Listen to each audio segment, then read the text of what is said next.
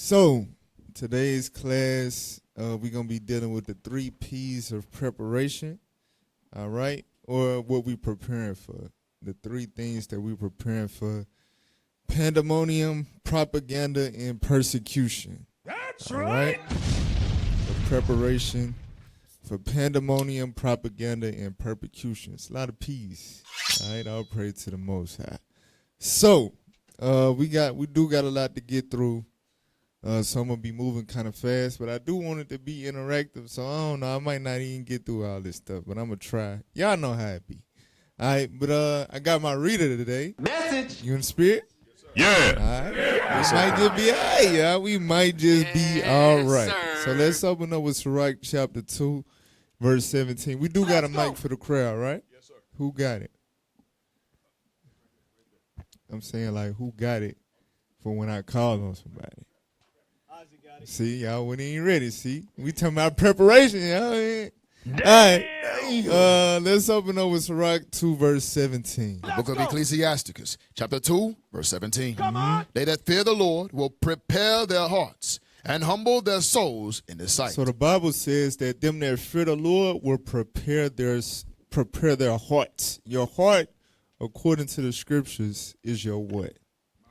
Your mind. So we must prepare our minds. Go to Habakkuk chapter 3 and verse 13. So I'm going to go through a couple of accounts where the Lord revealed some things to the prophets and it messed their mind up. It messed their heart up. All right, Habakkuk 3 verse 13. The book of Habakkuk, chapter 3 and verse 13. Go ahead. Thou wentest forth for the salvation of thy people, even for salvation with thine anointed. Right, so the Lord is coming back to save his people from their enemies. Go ahead. Thou wouldest the head, thou woundest the head out of the house of the wicked. So upon this salvation, it's no salvation without the destruction of our enemies. We Yeah. all got to understand that.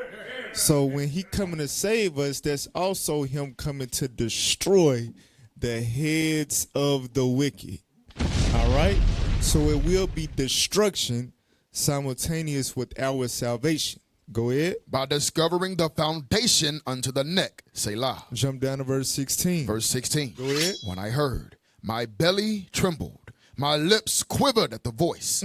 Rottenness entered into my bones, and I trembled in myself, that I might rest in the day of trouble. So the Lord showed Habakkuk, which is a prophet, an Israelite, he showed him the salvation to come for his people. So you would think Habakkuk would have been turned up and excited. Habakkuk was like, hell no, I'm terrified. He was scared. It said his belly trembled. His reins trembled within him. He was afraid. What the Lord showed him that day, the day of the Lord, it messed his head up. Go ahead. That I might rest in the day of trouble. Read. When he cometh up unto the people, Come on. he will invade them with his troops. So upon the invasion of Christ and the angels, I know when we talk about it, we read about it, we know he coming for our part. We know he coming to take up his elect and destroy everybody else. But actually seeing it, the prophets seeing it play out in a vision that the Lord showed them, it messed their head up. All that blood, all that destruction, it wasn't a good sight to see. All right, go to Daniel 7 and 23. Daniel chapter 7 and verse 23. The book of Daniel, chapter 7 and verse 23. Go ahead. Thus he said, the fourth beast shall be the fourth kingdom upon the earth. Right, so the fourth beast is referring to the last ruling kingdom upon the earth. Message. Right? We are in the last ruling kingdom upon the earth. We in the midst of the fourth beast right now. But the fourth beast got its start with Rome. So when you're reading this, a lot of it applies to Rome, but all of it applies to America. Understand that. Go ahead. Which shall be diverse from all kingdoms, Uh-huh. and shall devour the whole earth, and shall tread it down, and break it in pieces. Right. So this kingdom will devour the earth, tread it down, and break it in pieces. Go ahead. And the 10 horns out of this kingdom are 10 kings that shall arise. Right. That's the European powers. Go ahead. And another shall rise after them. Right. So the youngest ruling white country in the world is the United States of America. So they rose up after those European powers, like the French, Germany's, etc. America rose up after them, correct? Yes, sir. Go ahead. And he shall be diverse from the first, and he shall subdue 3 kings. Who did America have to subdue to declare their independence as America? France, Great Britain, and Spain. Everybody with me? So it's clear we talking about America. Go ahead. And he shall speak great words against the Most High. Come on. And shall wear out the saints of the Most High. We're going to come back and touch on this. Go ahead. And think to change times and laws. Right. That's a part of him speaking great things against the Most High. Right. For one, they call they brothers, Amalek in Israel, they call them the real Jews. Right. That's a great thing against the Most High. They putting the name of the Lord upon them. Jew mean Lord's praise. They the enemies of God. Right. But they taking up on their identity. They call themselves Christian, followers of Christ, anointed. What? When they are the Antichrist. You understand? And they call themselves Jews and Christians, yet contradict everything the Bible say with their science. It's in complete opposition to the Lord. That's right. And the things that they implement, the laws that they pass, they social constructs, all of that is great things against the Most High. And they've been bold enough to change times and laws. Religiously speaking, they changed the Sabbath day to Sunday. They changed all the holy days to pagan holidays. You understand? They even convinced everybody that the new moon is when it's dark, when the Bible say completely different. So they have changed times and laws. Go ahead. And they shall be given into his hand until a time and times and the dividing of time. Come on. But the judgment shall sit. But God is going to judge them. Go ahead. And they shall take away his dominion to consume and to destroy it in the end. So this kingdom will be destroyed. That's right. It's going to be consumed and destroyed. Go ahead. And the kingdom and dominion and the greatness of the kingdom under the whole heaven shall be given to the people of the saints of the Most High. Who are the saints of the Most High? How do we know that? We know. Blurt it out. Say it loud and proud. That's right. right. All right. Go ahead. Whose kingdom is an everlasting kingdom. Come on. And all dominion shall serve and obey him. Every knee got to bow. Yeah. You understand? Every knee got to hit the ground. Bottom of my feet, lick them down. That's my ground. You can't fit that. Come on. Verse 28. Read. Hitherto is the end of the matter. And that's the end of the story.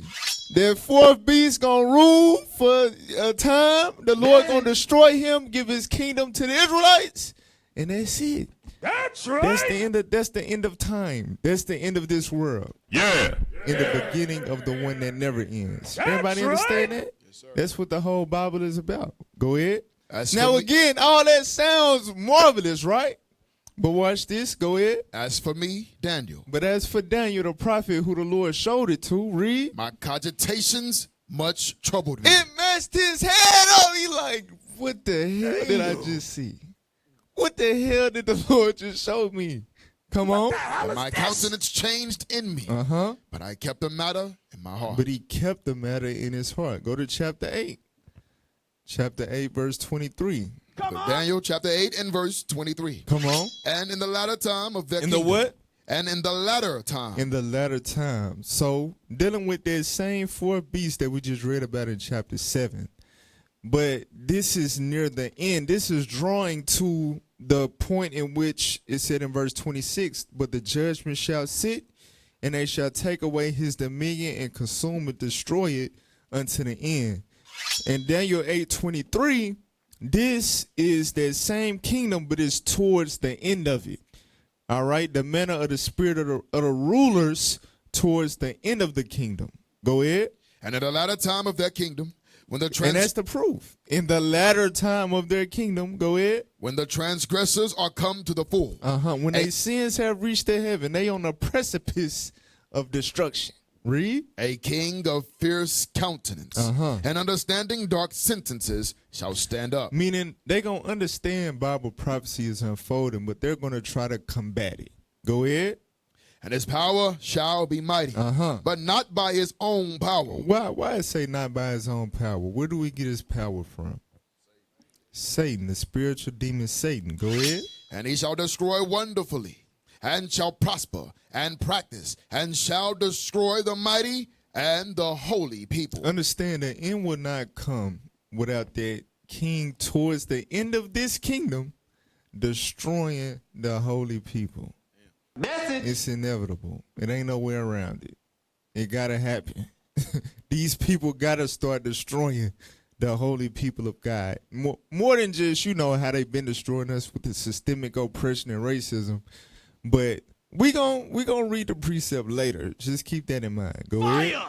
And through his policy also, he shall cause craft to prosper in his hand. Right, he able to pass big, beautiful bills and increase the wealth gap exponentially. Go ahead. And he shall magnify himself in his heart. Right, that's Donald Trump. That's his spirit. And he ain't the only one, but that's how they carry themselves, pompous. You can't tell them nothing. They think that they invincible. They magnify themselves in their heart. Go ahead. And by peace shall destroy many. By peace, meaning they policies, they gonna destroy many. They make it seem like, ain't that what Trump just did? He just made peace in the Middle East. This is America. You understand? But we all know what the least of the flock gonna do. They still bumming. Little Israel, you understand? They gonna continue to wild out. But they make these policies and treaties and these covenants just to turn around and break them and destroy many. Go ahead. He shall also stand up against the prince of princes. Right, and ultimately, this man is going to stand up against the prince of princes. Who is that? Christ. So this is how you know this is the latter time. These are the times that we leading up to. He going to stand up against Christ. This so-called white man gonna stand up against Christ, read. But he shall be broken without hand. But he won't stand a chance. He's gonna be broken. He's gonna be destroyed. Yeah. Come on. And the vision of the evening and the morning, which was told, is true. Read. Wherefore shut thou up the vision, for it shall be for many days. It's gonna be a while from the time that I'm showing you this, Daniel. It's gonna be a couple thousand years. Nevertheless, it's gonna happen. Come on. And I, Daniel, fainted and was sick certain days. Wait a minute. He's showing Daniel the destruction of our enemies, the white man. But the sight, seeing it actually play out in a vision, it messed his head up, y'all. He was sick. Like, damn. Come on. Afterward I rose up and did the king's business, and I was astonished at the vision, but none understood. So, Daniel was in captivity just like us. Had his head jacked up, still had to get up, take his head to work. Message. You know what I'm saying? Damn. But the point that I'm showing y'all is, yes, it's celebratory to understand their end is near, and our beginning as a kingdom, an everlasting kingdom is coming. It's on the horizon. But the events leading up to it, and the main event is very catastrophic. You understand? And we gotta prepare our hearts for that. We gotta get our minds right for the times to come. If we not preparing our hearts and our minds, we gonna be shook. We gonna panic. We gonna do the wrong damn thing. I'm telling you. So we must prepare. All right, go to 2nd Ezra 9 Y'all better and 1. take heed to that. 2nd Ezra chapter 9, verse 1. The book of 2nd Ezra, chapter 9, verse 1. Come on. He answered me then and said, measure thou the time diligently in itself. And when thou seest part of the signs pass, which I have told thee before, then shalt thou understand that it is the very same time. Right. So the stuff that I already showed you, Ezra, once you see parts of these signs already pass, just know that it's about that time. Go ahead. Wherein the highest will begin to visit the world which he made. So before Christ cracked the sky, He's going to visit the earth in different ways and different elements. All right? Remember, he said that he is spirits created for vengeance and destruction. When the Lord visited the earth, how he visited? Verse 3. No. Who know the precept? What you got? Shalom, Captain Messiah Christ bless. Shalom. Isaiah 29:6. Isaiah 29:6. Read it real quick. The book of Isaiah, chapter 29 and verse 6. Come on. Thou shalt be visited of the Lord of hosts with thunder and with earthquake Read. and great noise, with storm and tempest and the flame of devouring fire. Right. So a bunch of natural disasters. That's why Christ said, right, when the end is coming, it's gonna be earthquakes, pestilence, different disasters in diverse places. For real, Right? though. So the Lord is going to trouble the elements, but he's also going to stir up spirits. Go back to 2 Ezra chapter 9. 2 Ezra 9 verse 3. 2 Ezra chapter 9 verse 3. Come on. Therefore, when there shall be seen earthquakes Natural disasters. and uproars of the people And what? And uproars of the people in the world. So like I said, not only is he going to stir up nature against itself, you understand, but he going to stir up the spirits of the people. It's going to be uproars of the people in the world. All right? Now, give me the definition of pandemonium. Remember what I said. We're going over preparation for pandemonium, propaganda, and persecution. All right? So what is pandemonium? Pandemonium. Go on and hit the show more. All right, read the definition. Pandemonium. Wild and noisy disorder or confusion. Or what? Uproar or confusion. Right, disorder or confusion. Or what? Uproar. Uproar. That's what we just read in 2 Ezra 9. So the Lord said, in the last days, when I visit the earth, before the main event, before it's destroyed, you're going to be experiencing pandemonium. All right? Chaos, madness, havoc, mayhem. All right? Go to 2 Ezra 15, verse 15. So he gets more vivid in his description of these uproars dealing with the prophet Ezra, what he's showing him. All right, read what you got. 2 Ezra chapter 15 and verse 15. Come on. For the sword and their destruction draweth nigh. Right, so the destruction of this place draws not. We know it's going to happen. But as it's approaching, check it out. Go ahead. And one people shall stand up to fight against another. Right, and as we're nearing its destruction, one people going to stand up and fight against another people. Go ahead. And swords in their hands. And they going to have swords in their hands. Back then, they didn't have firearms. But that's what this is talking about. And some. You understand? They going to rise up against one another with swords in their hands. Now, a lot of times, like in Matthew 24, we precepted with the nation against nation, kingdom against kingdom. But I'm going to show y'all something about this. Watch this. Keep reading. For there shall be sedition among men. Sedition is rebellion against government. It's going to be sedition among men. Go ahead. And invading one another. And invading one another. Y'all remember what happened? Was it January 2021 when they invaded the U.S. Capitol? Yes, sir. Y'all remember that, right? Yeah. That was an act of sedition and rebellion. And they invaded, you understand, the U.S. Capitol. That ain't the last time something like that's going to happen. And Deacon Malachi, he did a class on it a couple weeks ago when I was out there. The white nationalist groups rising up. You understand? They getting militant. They getting, you know what I'm saying?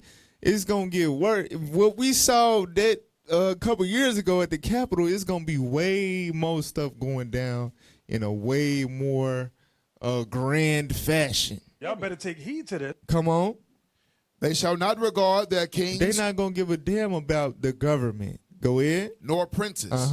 And the course of their actions shall stand in their power. Watch this. A man shall desire to go into a city and shall not be able. How could this come into play? Think about it. In verse 16 is civil unrest, which we're going to deal with more in detail. but it's going to be sedition, it's going to be rebellion, it's going to be groups rebelling against the government. So what's going to be the government's reaction? Martial law. What the hell is Trump doing right now? He deploying governments to set up shop in different cities, in big major cities. This is America.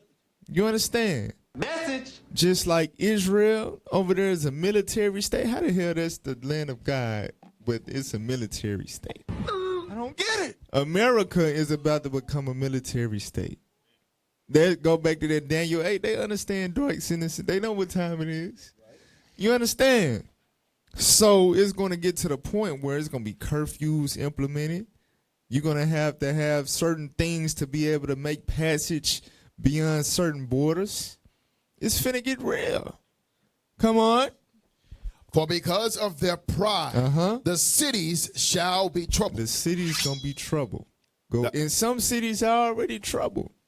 It's going down. Come on. The houses shall be destroyed, and men shall be afraid. And we're going to expound on the houses shall be destroyed as well. Go ahead. A man shall have no pity upon his neighbor, but shall destroy their houses with the sword, and spoil their goods, because of the lack of bread, and for great tribulation. So what is this going into? What's also going to be a part of the pandemonium? Famine. Message. Famine. Think about, and we finna touch on it slightly, with the government shutdown, right? It's a lot of things that come with that. You understand? A lot of people lose their jobs. A lot of funding get cut, things of that nature. A lot of people going broke. When people going broke, they can't spend money. When they can't spend money, businesses suffer. When businesses suffer, the economy suffer. And you understand? It's a chain reaction. Message. And that chain reaction ultimately is going to lead to the depletion of resources, right? Nutritional resources at that. A famine is on the horizon. All right? So, and you already know when people are hungry, they lose their damn mind. It's going to be uproar. The uproar going to start in their damn stomach. War, war, war. It's going to be crazy. Go to Isaiah 19, verse 2. Isaiah 19, verse 2. The book of Isaiah, chapter 19 and verse 2. Read.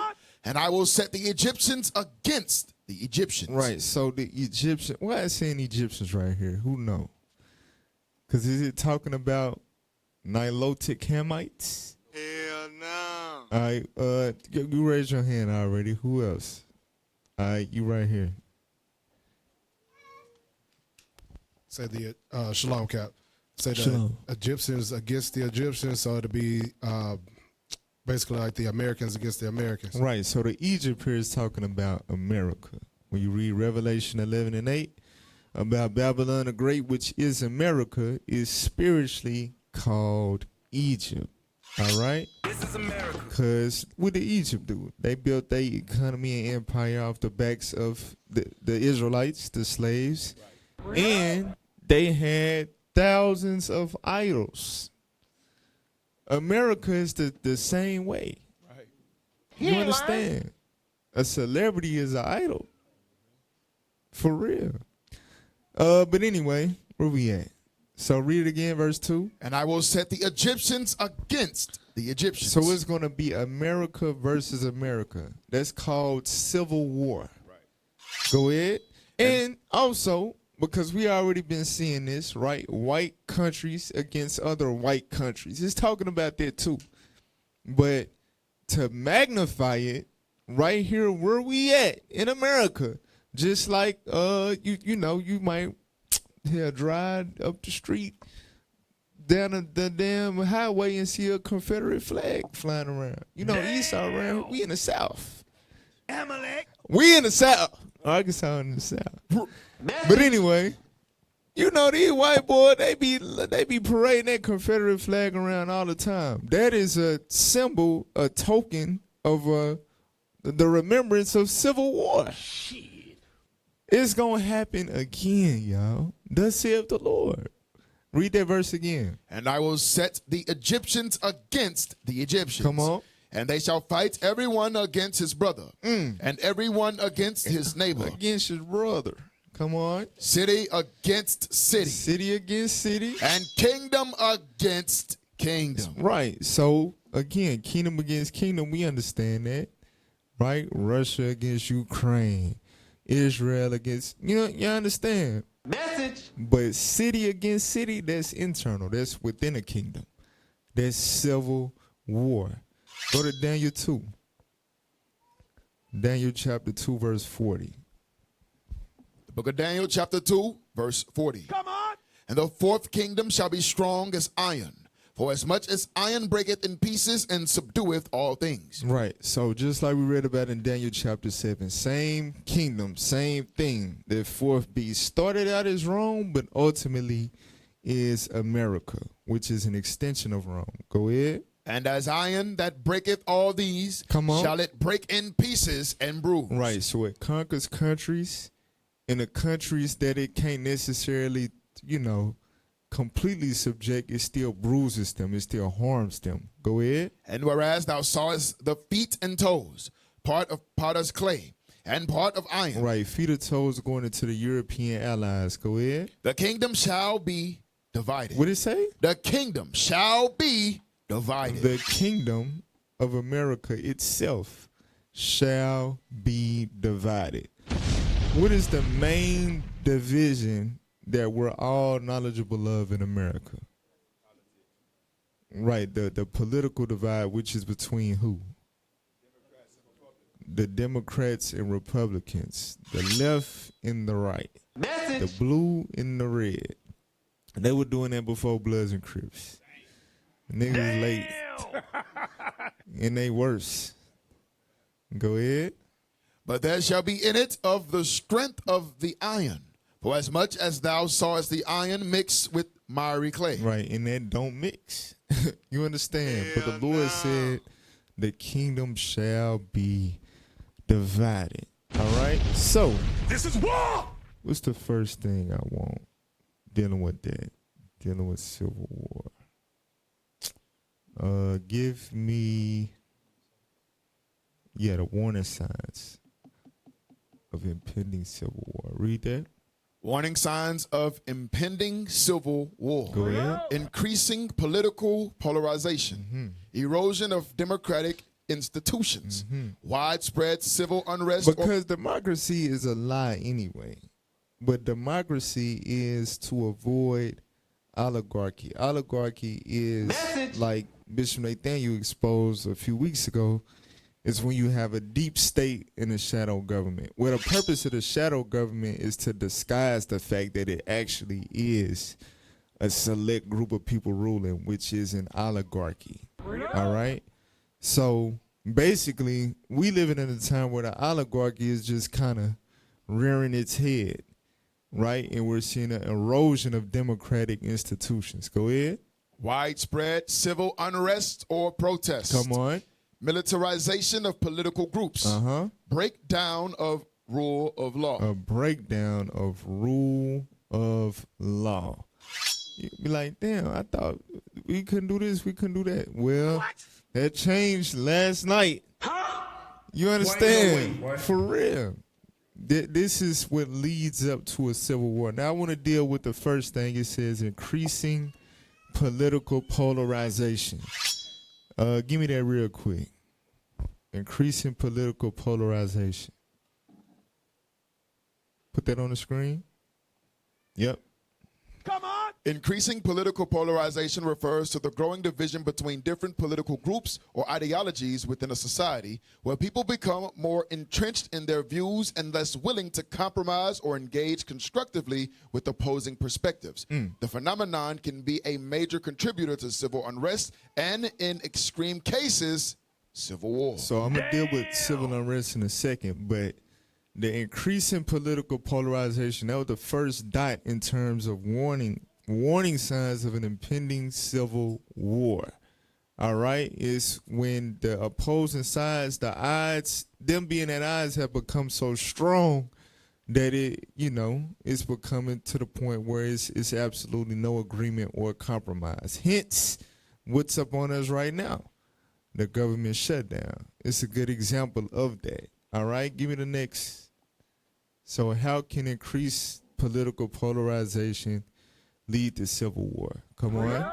When polarization reaches a critical point, compromise becomes impossible, and political disputes escalate into violent confrontations. Groups may form militias or armed factions to defend their And interests. again, y'all see all these damn white groups, they suiting up and booting up. Amalek. They gonna stand on that. They're red. They're real red. You know, they're Genesis 25 red. Come on. The state may lose legitimacy in the eyes of large segments of the population. That's what we just read in 2 Ezra 15. They not gonna regard the kings nor princes. You understand? Come on. Foreign actors may intervene, supporting one side or another, further destabilizing the situation. Right. Be on the lookout for Russia with that. All right. That was it on that? All right. Now give me the civil unrest. Or was it a video I wanted after that? Yep, I wanted that video real quick. So listen to this Edomite right here. And this was a couple months ago. This was before the shutdown. Play that. 4 signs a new civil war is brewing, and we check every box. Lock in and share this before it's too late. The writing's on the wall. Here they are. Number 1 is hyper-partisan divide. This isn't politics as usual anymore. We're past the point of healthy debate. The middle ground is gone. Americans now live in separate realities. Each side believes that the other is an existential threat. Nearly 7 of 10 voters now say they think the country is on the brink of a civil war, and the current rhetoric proves it. Number 2 is the exploding wealth gap. The American dream, that's been dead for most. The top 1% own more than half of the country's assets. Meanwhile, 60% of Americans live paycheck to paycheck. Wages have been stagnant for years. Inflation continues to rise, and a generation is locked out of home ownership. Economic despair is fertile ground for a revolution. Number 3 is elite rule and corporate control. We're not governed, we're managed. Global corporations, banks, and unelected bureaucrats now have more power than elected officials. Policy is made in boardrooms, not ballot boxes. This isn't democracy, it's oligarchy. And number 4 is the rise of radicalism. Left and right-wing extremism is exploding. Antifa, Proud Boys, militias, neo-Marxists, every side is arming up. FBI reports show domestic terrorist threats are at an all-time high, and every crisis just pushes people further toward the edge. That's 4 out of 4. All indicators are flashing red. Civil wars don't start with battles. They start with belief systems collapsing, with neighbor turning on neighbor, and trust evaporating. We're already there. Let me know your thoughts in the comments, and make sure you... Hey, Come don't on. believe the little young, you know what I'm saying, black Hebrew Yeah, you gotta hear Israelite looking from- at. Listen to the white man. Neighbor against neighbor. Yeah, God said it. The Right. hell wrong with you? Right? So we right there. Now I want to deal with, I know I mentioned it, but the oligarchy thing. So this is something that led to civil war in Greece, right? Which is, one of the forefathering kingdoms of America. Message. Right? Didn't it say America got spots like a leopard? Revelation 13. All right. Put that on the screen real quick.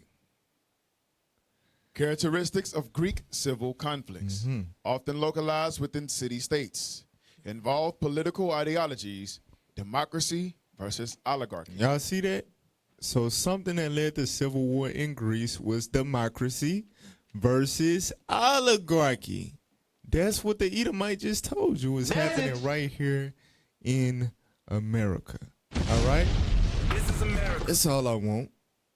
Well, you can keep reading. Could be.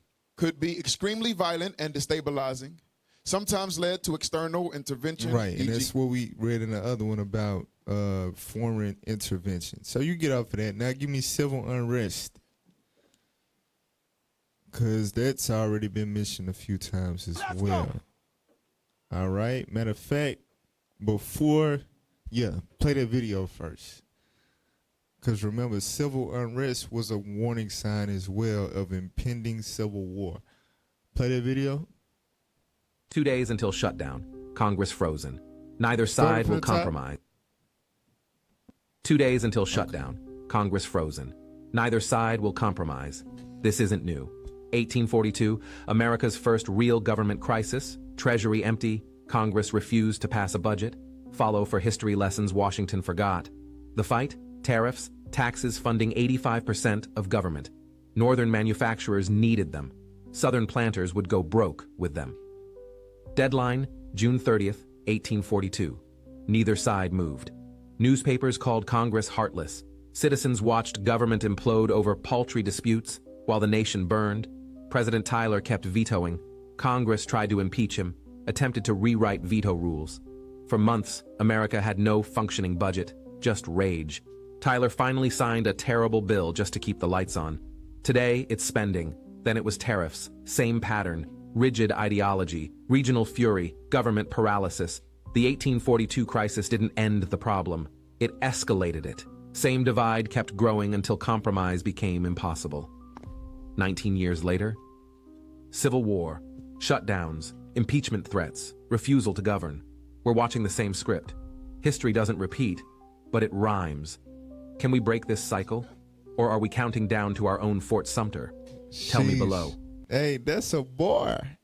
Message. Because, like, when we read certain stuff in the Maccabees, it's like, that's history. But it rhyme with what you see with Trump. You know what I'm saying? Like, it rhyme with what you saw in Rome. Like, when the Greeks invaded the temple. You know what I'm saying? It's history do rhyme. I liked it that. Yeah. So now, give me civil unrest. Civil unrest. Civil unrest refers to a situation where a large group of people in a society express dissatisfaction or anger, often publicly and sometimes disruptively, toward a government, institution, or social condition. It can take many forms, ranging from peaceful protests to violent riots. So this been going on for a minute in America, right? But it's waxing worse and worse with the tension rising between the two political parties. For real though. The biggest divide in America. Go ahead. Common forms of civil unrest include protests and demonstrations like marches, sit-ins, rallies, strikes, especially when they disrupt essential services, riots involving property damage or clashes, move up, with authorities, civil disobedience, refusing to obey certain laws or regulations, looting or vandalism, often during or after protests. All right. So there's civil unrest. That's what we read in 2 Ezra 15, y'all. All right. That's a part of the uproars or the pandemonium that God foreshowed to the prophets. All right. So go to Revelation 12 and 12. Revelation chapter 12, verse 12. So dealing with pandemonium is basically chaos, mayhem. The economy is crumbling.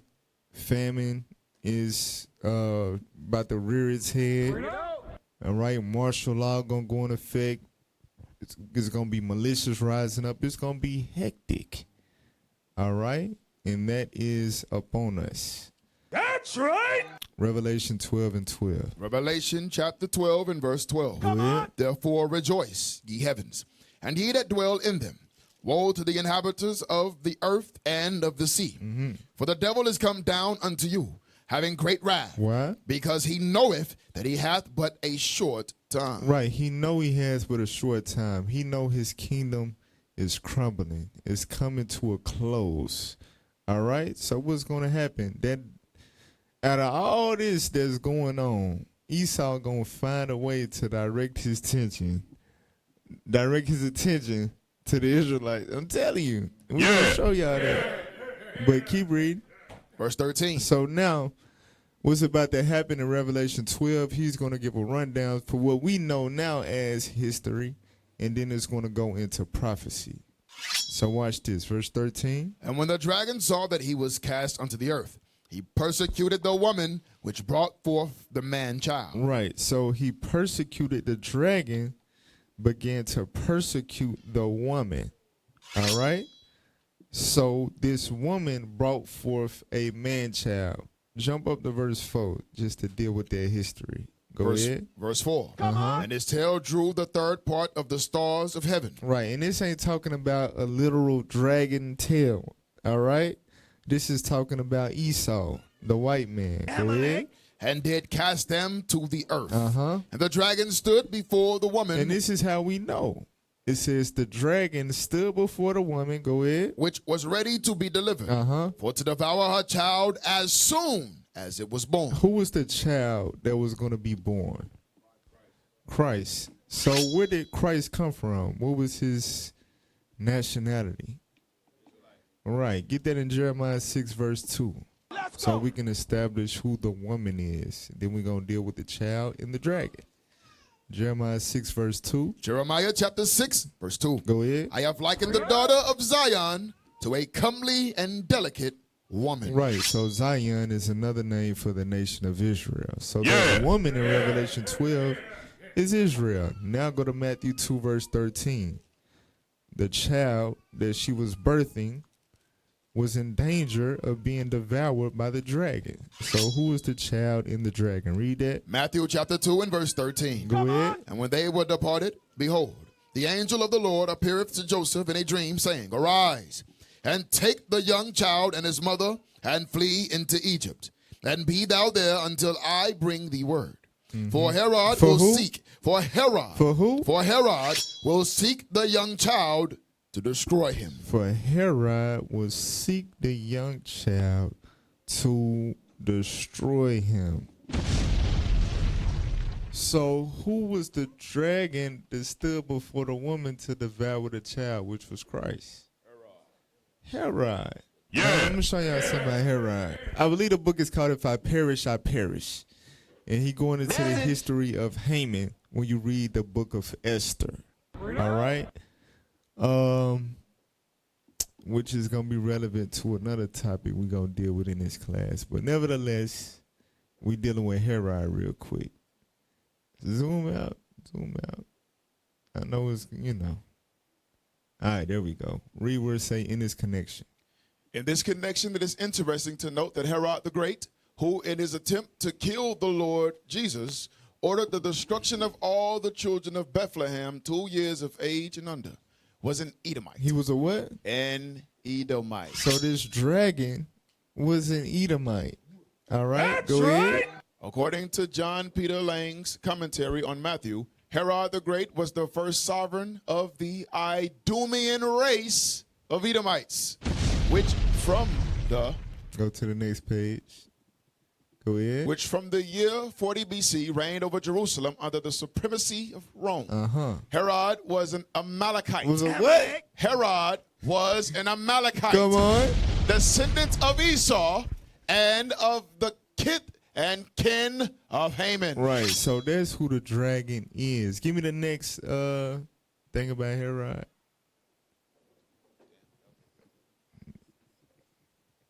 Read that. Put that up. Herod the king. This was Herod Agrippa the first. He was the son of Aristobulus, grandson of Herod the Great, and nephew of Herod Antipas. He was born about 10 BC and was educated at Rome in the court of the Emperor Tiberius. He was an Idumean. He was an Idumean or Amalekite. One of the hereditary enemies of the Jewish people. Y'all see that? One of the hereditary enemies of the Jewish people. That's right. That's the dragon. Yeah.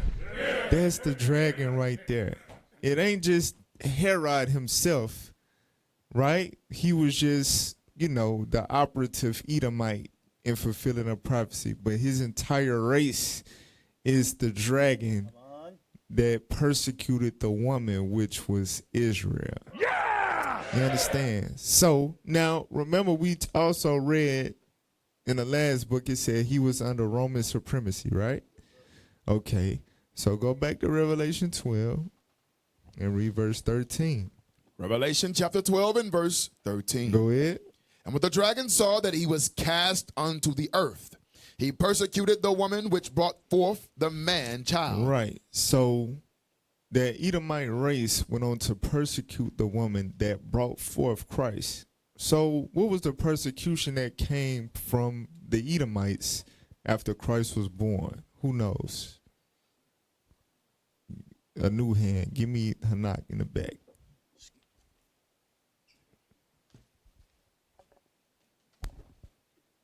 70 AD. 70 AD. All right, watch this. Go to Luke 19:43. Luke chapter 19, verse 43. The book of Luke. We just going through some history real quick. Trying to stay with me. Go ahead. The book of Luke, chapter 19, verse 43. Come on. For the days shall come upon thee, that thine enemies shall cast a trench about thee, and compass thee around, That's called a siege. Go ahead. and keep thee in on every side. So if they do that, it's no way you can go in or come out. So it's putting an end to the ability to continue, outsourcing for food and things of that nature. It's a method of weakening a nation to make it easier to go in and destroy them.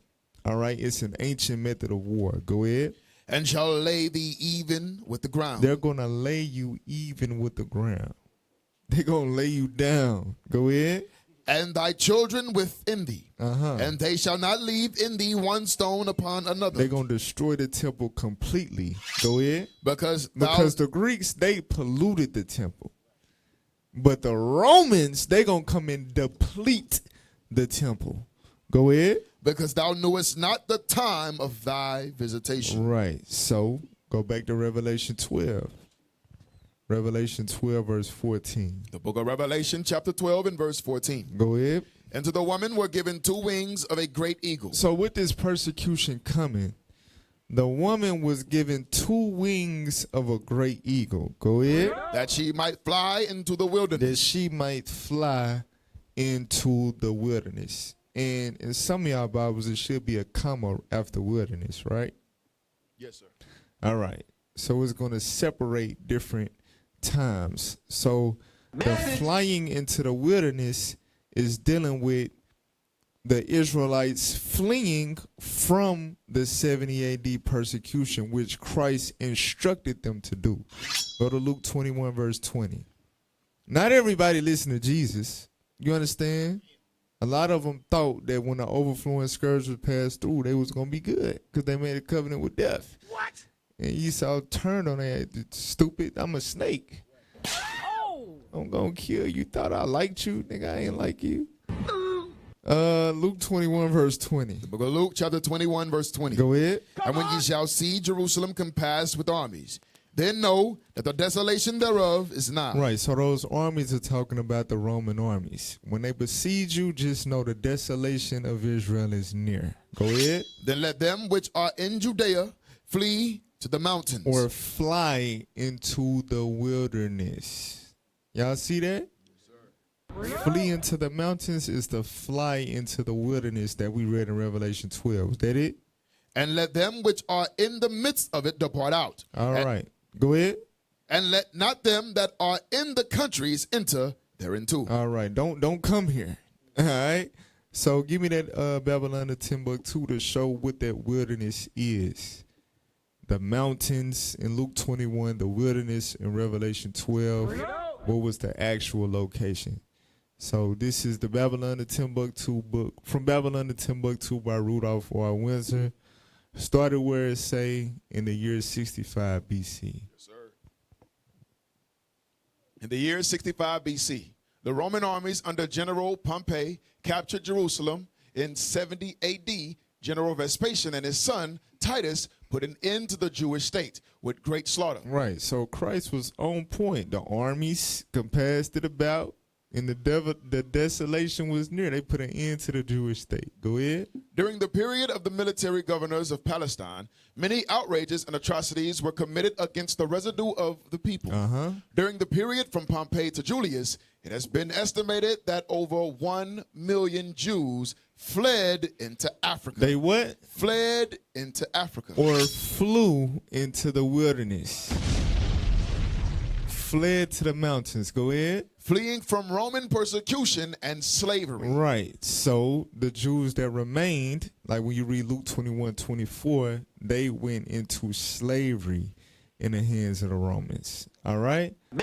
But just showing y'all to show the wings of a great eagle for the woman to fly into the wilderness was talking about us fleeing from Roman persecution into Africa. Yeah. Everybody see that, right? So go back to Revelation chapter 12 and read 14 again. Revelation chapter 12 and verse 14. Come on. And to the woman were given 2 wings of a great eagle, that she might fly into the wilderness. So we went into Africa for a time. All right, then there's a comma. Then from Africa, what happened? Go ahead. Into her place. From Africa, we went into our place. Now, mind you, it's millions of us still in Africa. All right? But the prophecy continued on via the transatlantic slave trade. Yeah. All right? And that's when we went into her place. That place is America. Get Hosea 1 verse 10. Hosea chapter 1 verse 10. The book of Hosea chapter 1 verse 10. Go ahead. Yet the number of the children of Israel shall be as the sand of the sea. Come on. Which cannot be measured nor numbered. And it shall come to pass that in the place where it was said unto them. In the what? In the place. In the what? In the place. Read. Where it was said unto them, ye are not my people. Right. So the main place where we have been indoctrinated to believe that we're Hamites, we're Gentiles. You understand? We're not God's people. We savages, we niggas, we spics, we proverbs and bywords. That is mainly here. Because when you go to Africa and different countries, to your surprise, a lot of them are very knowledgeable about their history. In Uganda, they know the difference between Hamites and Shemites. For real, though. They know the Bantu tribes go back to the lineage of Israel. You understand? But when you come here, nigga don't know a damn thing, but they block. Damn, You understand? I'm Pyru. Y'all know that stuff be named after street. Hoover, all that be named after streets that's named after white men. That's this place. You understand? The place where it was said unto us, you are not God's people. Go ahead. There. Where we completely lost our identity. Go ahead. There it shall be said unto them, ye are the sons of the living God. And that's what's happening now, the great awakening process. All right? It's starting where? In this place. Yeah. So now go to Revelation 11 and 8 just to expound on this place.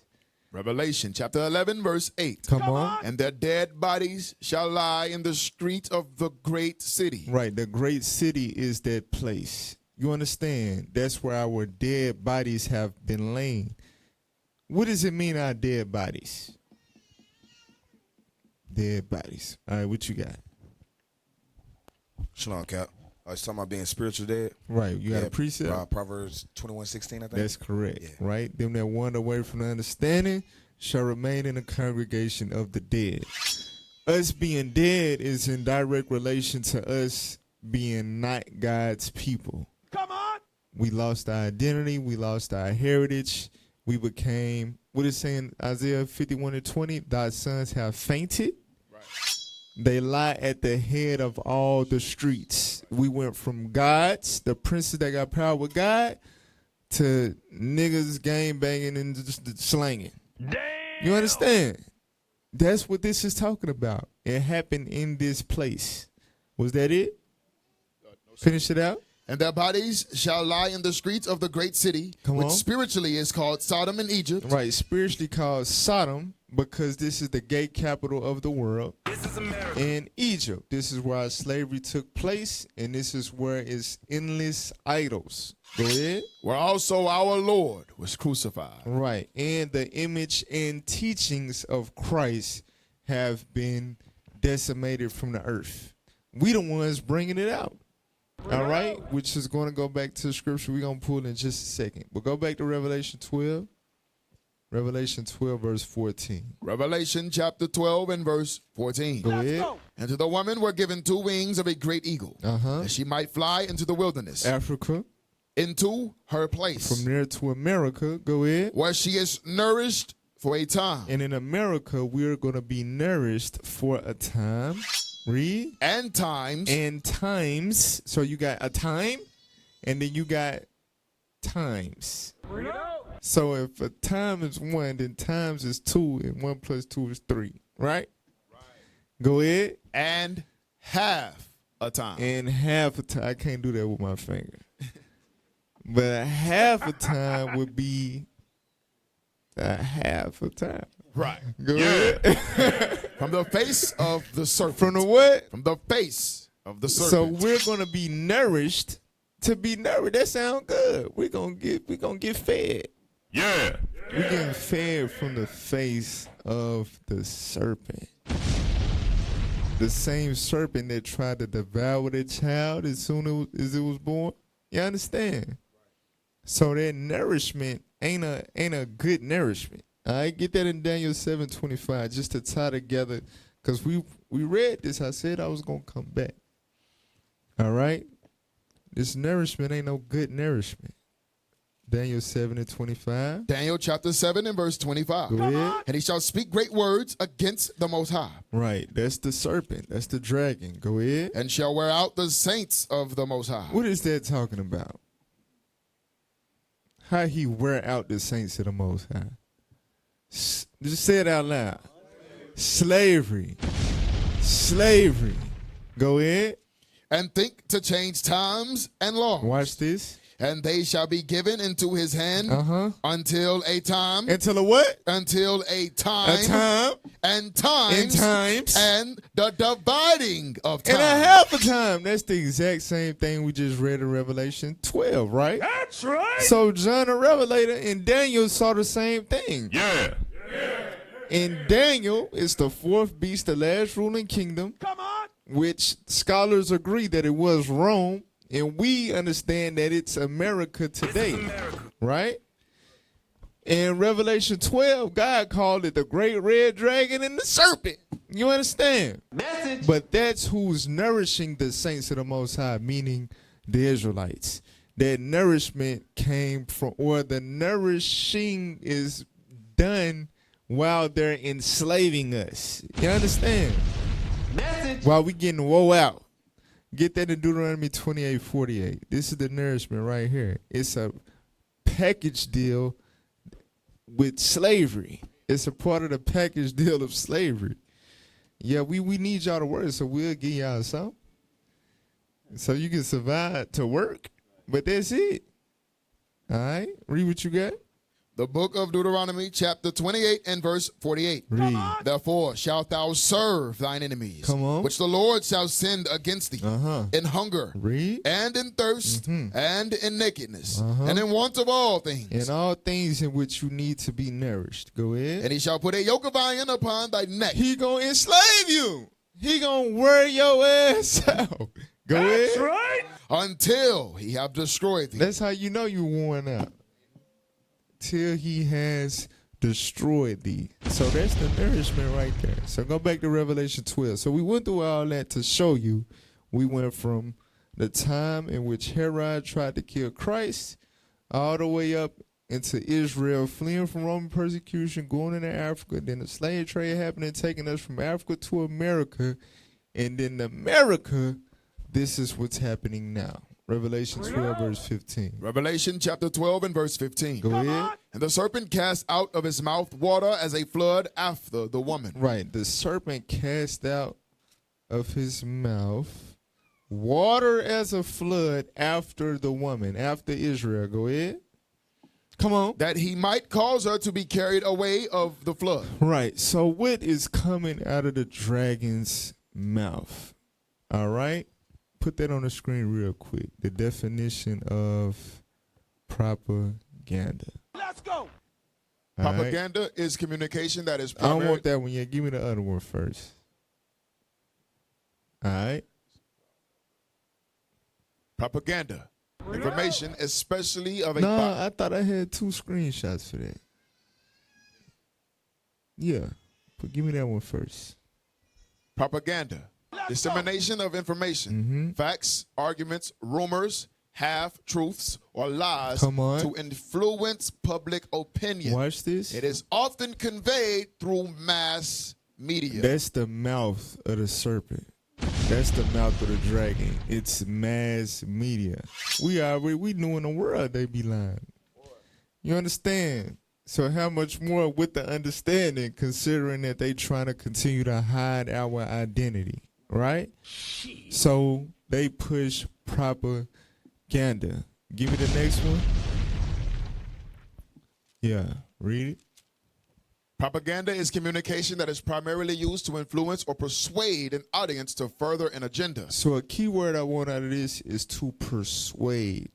So the purpose of propaganda is to persuade an audience to further an agenda. Go ahead. Which may not be objective and may be selectively presenting facts to encourage a particular synthesis or perception, or using loaded language to produce an emotional rather than a rational response to the information that is being presented. You know what's loaded language?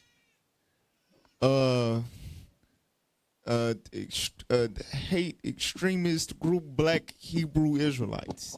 You know what I'm saying? That's loaded language. You understand? But that's a part of the propaganda. Get that in 1 Ezra chapter 5. The book of 1 Ezra. So to combat the prophecy of, in a place where it was said unto them, ye are not my people, there shall it be told unto you that you the sons of the living God. What are they going to do to combat that prophecy being fulfilled?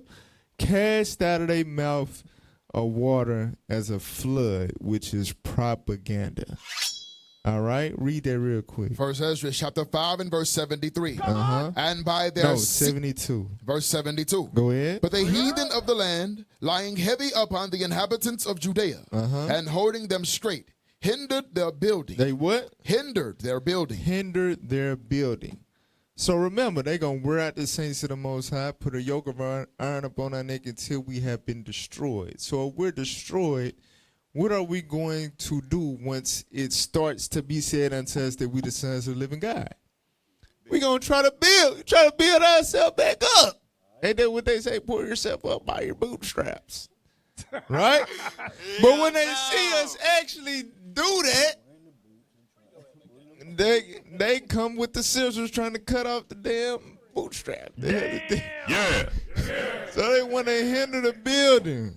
How do they hinder the building? Go ahead. And by their secret plots. Secret plots. And popular persuasion. And what? And popular persuasion. What is popular persuasion? Propaganda. Remember, it's to persuade an audience to further an agenda. What's the agenda? To hinder our building. Yeah. Go ahead. And commotions. They hindered the finishing of the building. They what? Hindered the finishing of the They building. hindered the finishing of the building. Go ahead. All the time that King Cyrus lived. So they were hindered from building for the space of 2 years unto the reign of Darius. So speaking of Cyrus, Darius, and all of that, right? Let's deal with our forefathers. Our forefathers went through this during that particular time of the Persian captivity. Put up that screenshot about Zerubbabel. Now, the way Ezra is written, a lot of people conflate the history of Zerubbabel, Joshua, Ezra, Nehemiah, and all of that because the history is in the same book, right? It's in the book of Ezra. And then Ezra parallels right with Nehemiah. However, the Lord gave Ezra the history for him to record it, but he was not alive yet during the time of Zerubbabel and Joshua now. All right, so we got to understand the timeline. So put that on the screen. Zerubbabel, 536 BC. Event. Zerubbabel leads the first large wave of Jewish exiles back to Jerusalem from Persia. Right. So this was as soon as Cyrus came into power. The Lord put the spirit on Cyrus to give us liberty to return. And Zerubbabel was the leader during that time. Go ahead. What was his purpose? The purpose, to rebuild the second temple. To rebuild the second temple. Go ahead. Key dates.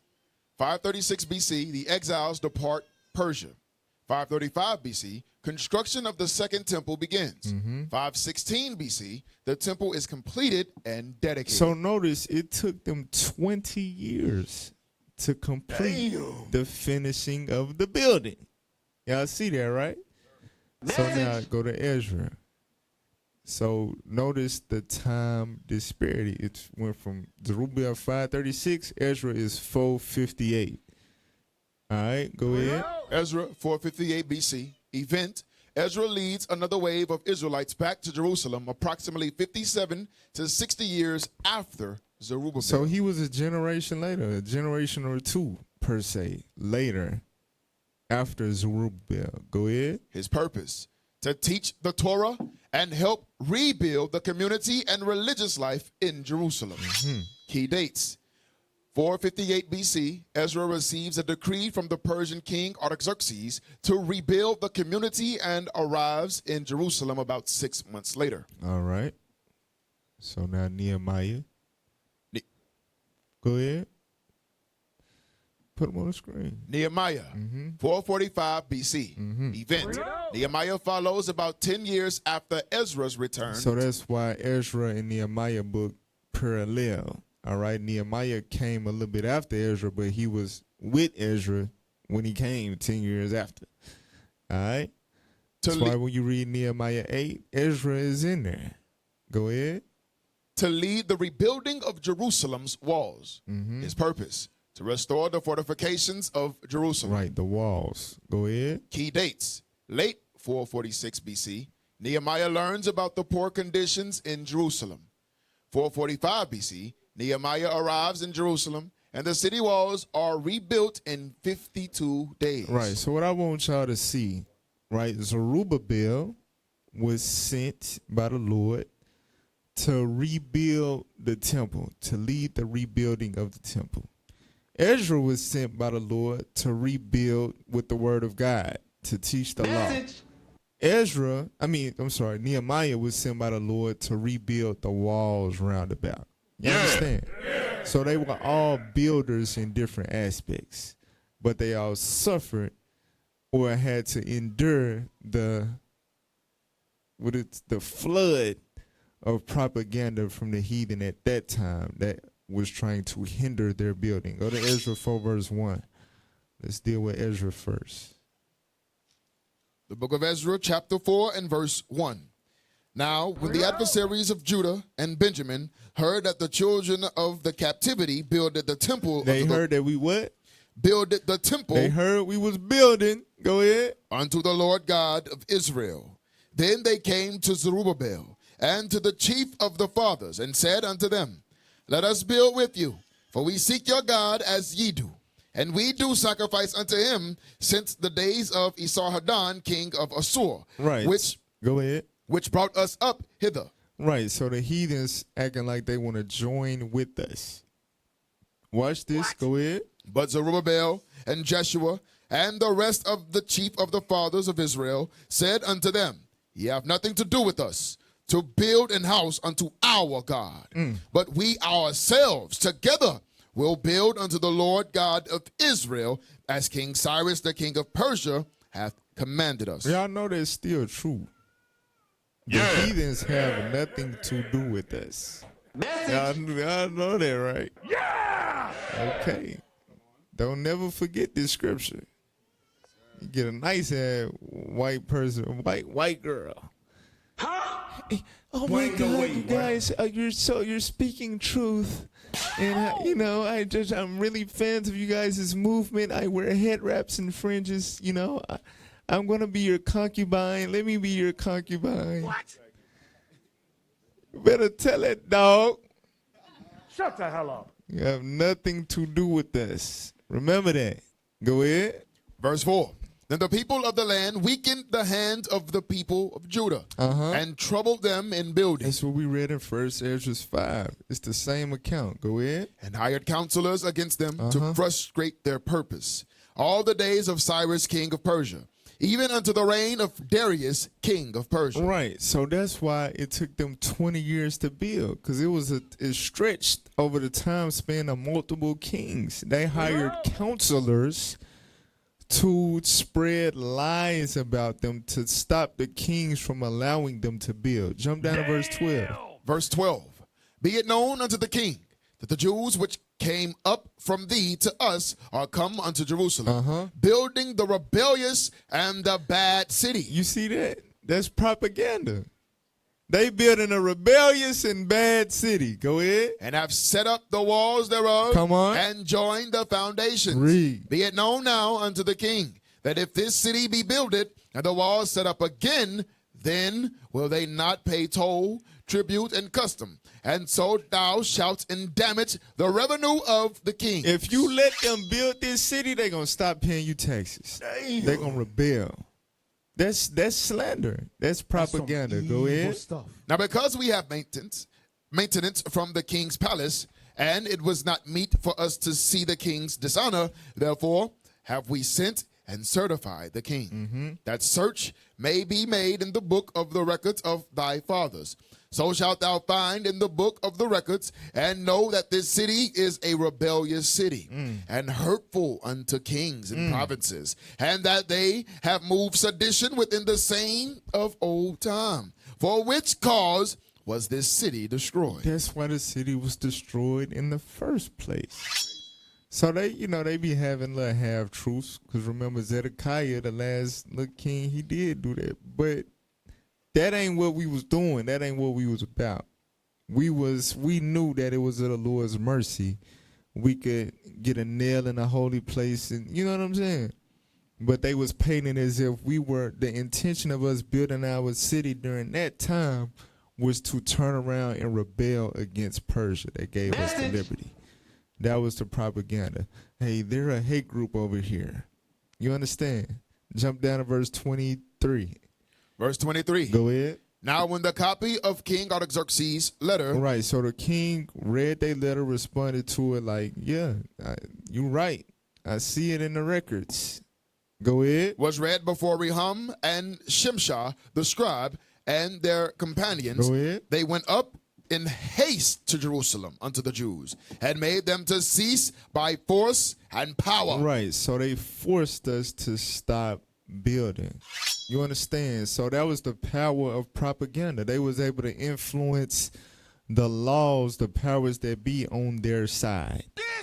All right, so they hindered our building. Nevertheless, the Lord would intervene, put the spirit on the different rulers, and eventually, like you saw, after 20 years, they was finally able to get the temple rebuilt during Zerubbabel's time.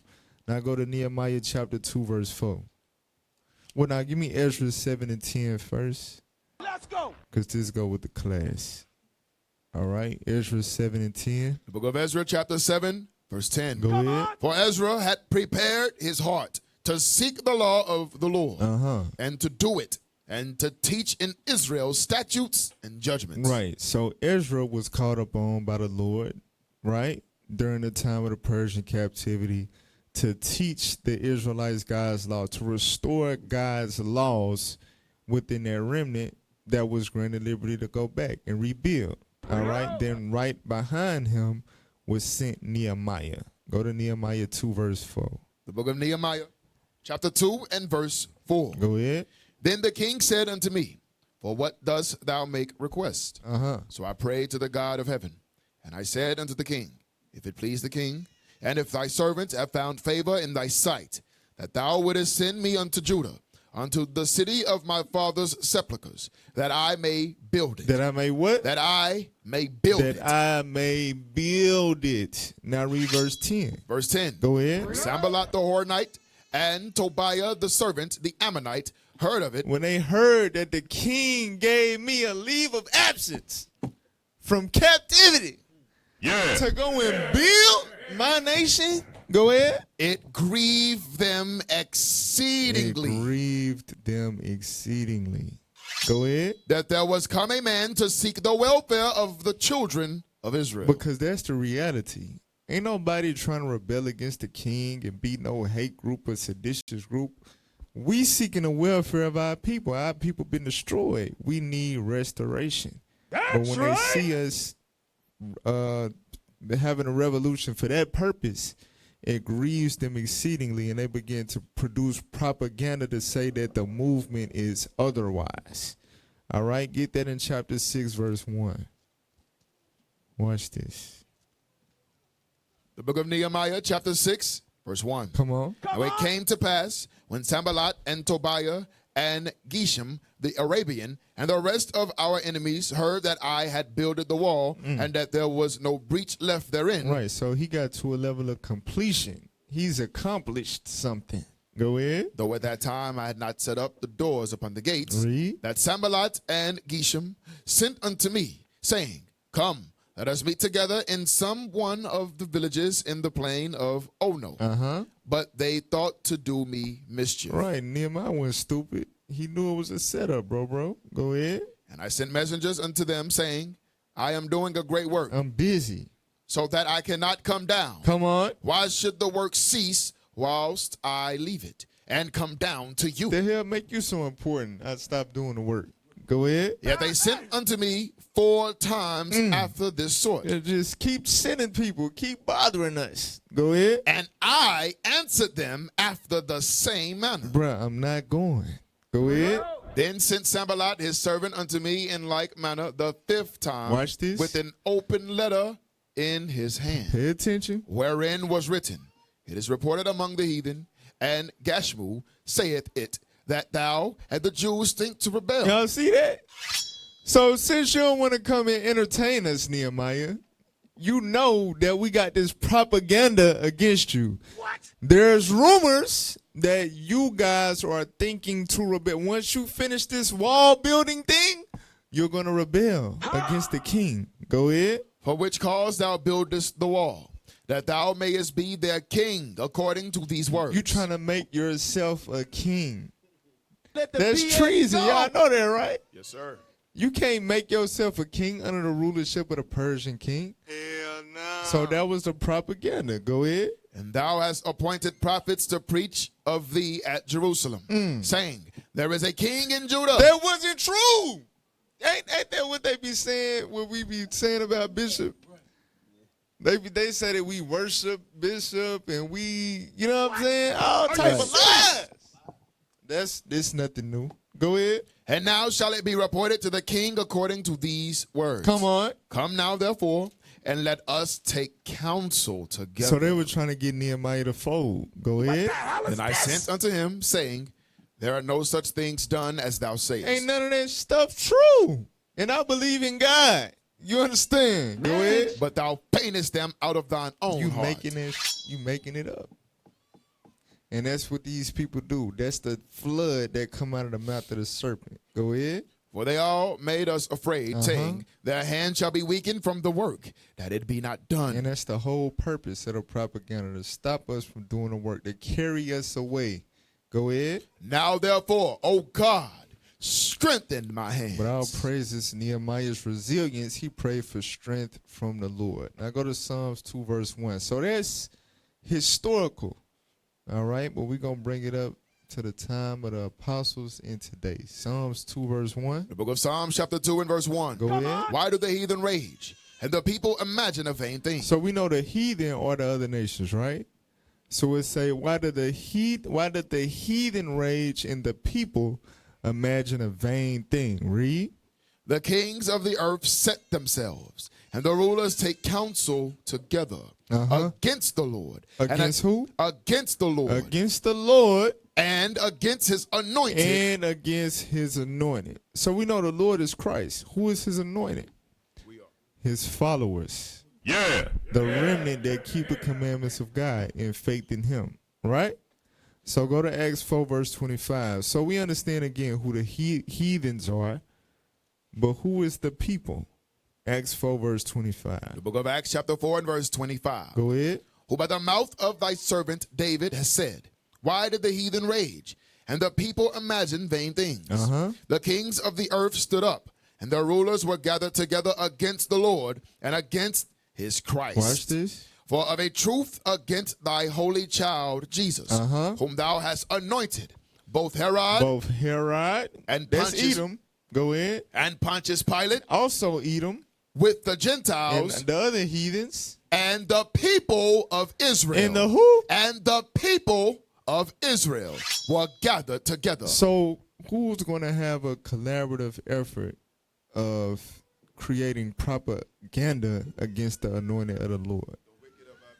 Right. The wicked of the nations, well, the wicked nations and the wicked of our nation. Yeah. All right. Yeah. Go to Matthew 12:22. So it start with, just slander, saying that we teaching lies and that, and then it escalates from there.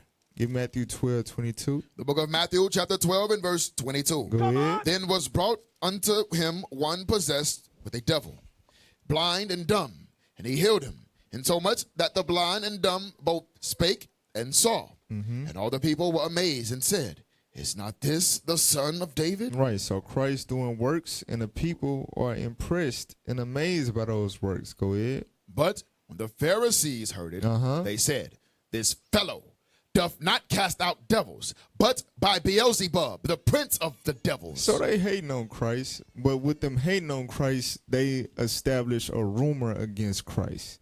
That's some that he was an evil agent of Satan.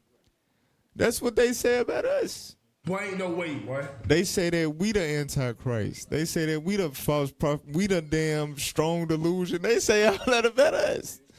We the doctrines of devils in 1 Timothy 4, which is crazy. But we got to drink of that cup. Go to Luke 11:53. So again, it started out with them. They try to demonize our doctrine.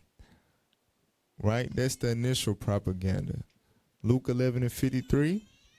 The book of Luke, chapter 11 and verse 53. Go ahead. And as he said these things unto them, the scribes and the Pharisees began to urge him vehemently and to provoke him to speak many things, laying wait for him and seeking to catch something out of his mouth that they might accuse him. That they might what? That they might accuse him. So it escalates just from saying, man, that nigga, he a devil and all of that. But now they trying to find something to accuse you about. So basically, the slander don't stop the growth. They slander us and all that, then we continue to grow. Now they get to the point where they got to try to provoke us to say certain things so they can be like, see, I told you they teaching lies. I told you they don't believe in the New Testament, stuff like that. That's why they be coming, how they be coming on the street, clubhouse, things of that nature. But now go to Luke 20:19. So the accusations start with them accusing us of heresies and stuff like that. But then that don't stop nothing. The truth continue to go out, we continue to grow. Now they like, you know what? Our lies as niggas ain't powerful enough. We got to get our daddy, the white man, involved. All right? Read Luke 20 and verse 19. The book of Luke, chapter 20 and verse 19. Go ahead. And the chief priests and the scribes the same hour sought to lay hands on him. And they feared the people, for they perceived that he had spoken this parable against them. Go ahead. And they watched him and sent forth spies. I just seen a clip of a nigga today. He said, I got moles in your camp. This a dude from another camp. He was like, yeah, I got moles in your camp. Are you serious? He said, just like you got holes in your doctrine, I got moles in your camp. What? So we know y'all in here. We know it's people in here that's really not with us and you with them other niggas. We already know because it's written. All right? And I ain't saying that because we hate them. I'm just saying it for what it is. Just like the Pharisees, the Lord called them vipers and you know what I'm saying? Yeah. I'm just using the word niggas. It's the same thing. Right. Nigga. Read Luke 20 and 20. The book of Luke, chapter 20, verse 20. Come on. And they watched him and sent forth spies. We see you. Go ahead. Which should feign themselves just men. They act like they with us. They put on the fringes. They learn the salutes and calls. Go ahead. That they might take hold of his words. But they waiting to take hold of something that we say. Go ahead. That so they might deliver him unto the power and authority of the governor. They agents. They trying to get us indicted. Damn. You understand? Let the BS It's go. agents in here right now with special gadgets What the hell is this? trying to get us caught up legally. All right?